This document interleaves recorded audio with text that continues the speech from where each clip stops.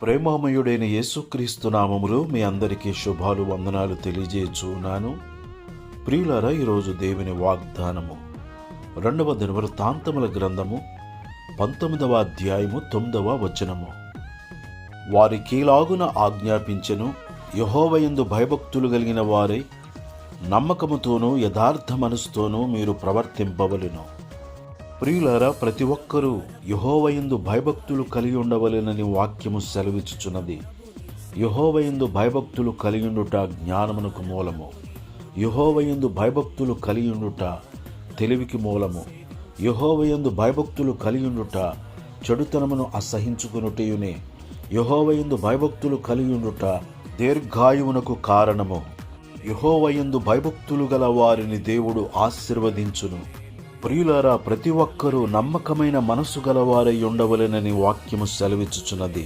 నమ్మకమైన వారికి దీవెనలు మెండుగా కలుగునని వాక్యములో మనము చూస్తూ ఉన్నాము. నమ్మకమైన వారే యథార్థమైన మనసుతో ప్రవర్తింపవలెనని వాక్యములో మనము చూస్తూ ఉన్నాము. యథార్థవంతులకు ఆయన ఏ మేలు చేయక మానడు అని వాక్యములో మనము చూస్తూ ఉన్నాము.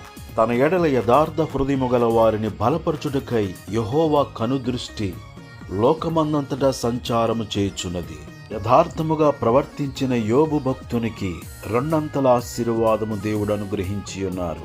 యథార్థముగా ప్రవర్తించిన దావీదు రాజునకు దేవుడు శాశ్వత కృపను అనుగ్రహింపజేసి ఉన్నారు. యథార్థముగా ప్రవర్తించిన హిజ్కియా రాజుకు దేవుడు 15 సంవత్సరములు ఆయుష్ పొడిగించి ఉన్నారు. ప్రియులారా, మనమందరమును దేవుని యందు భయభక్తులు కలిగి నమ్మకమైన వారమై యథార్థమైన మనసుతో ప్రవర్తించుదుముగాక. తద్వారా ఇహపర సంబంధమైన ఆశీర్వాదములను పొందుదుముగాక. అనేకులకు ఆశీర్వాద కారకులుగా జీవించుదుముగాక. దేవుడి మాటలు మన కొరకు దీవించునుగాక. ఆమేన్. ప్రియులారా, ఈ వాగ్దానమును దేవుడు మన జీవితములో నెరవేర్చునుగాక. ఈ మన ఛానల్ ఇంకెవరైనా సబ్స్క్రైబ్ చేసుకున్నట్లయితే దయచేసి ఇప్పుడే సబ్స్క్రైబ్ చేసుకునండి. లైక్ చేయండి, షేర్ చేయండి. మీ విలువైన కామెంట్ సెషన్లో పెట్టాలని ప్రేమతో మనవి చేయుచున్నాను. దేవుడు మనలను మన కుటుంబములను సమృద్ధిగా దీవించునుగాక. ఆమేన్.